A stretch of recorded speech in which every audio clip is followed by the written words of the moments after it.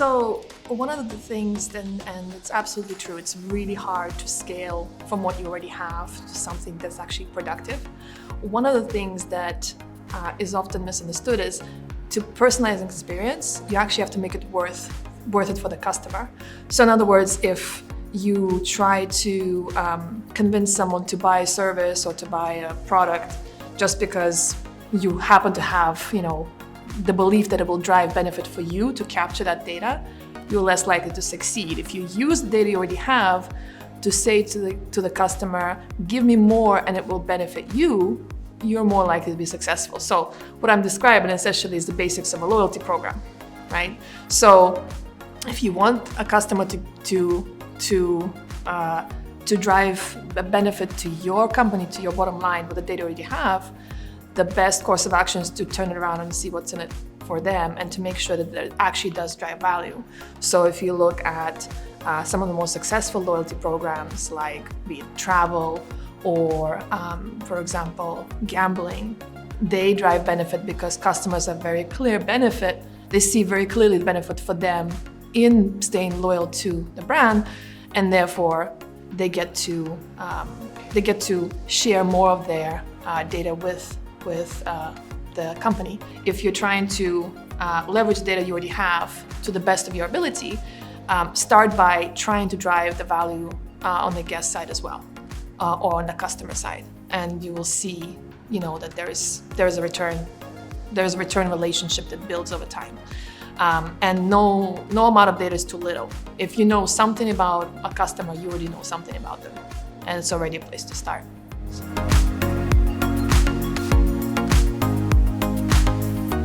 When you look at a profile of a customer, it's important to know what that customer drives to you in terms of value. So in other words, you're looking not at just what you know about them today, but what you think you miss knowing about them, what your competitors might be capturing on them. And so when you're talking about the process of acquisition, your first step is to widen your understanding of the customer.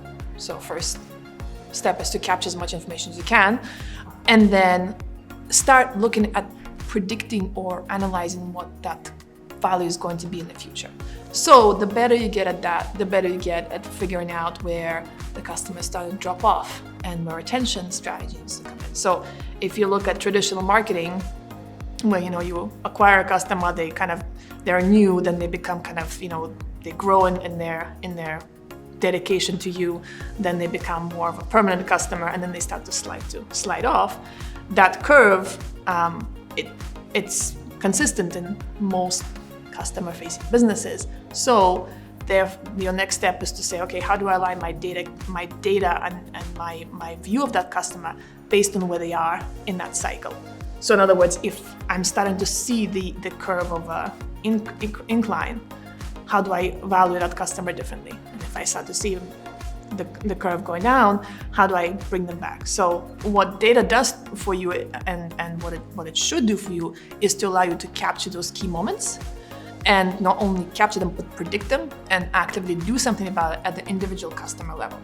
And that's really what customer-driven marketing is supposed to do. It's really powerful. If you take the basics of marketing, you add data and analytics to it, it's a really powerful tool. It can work really, really well.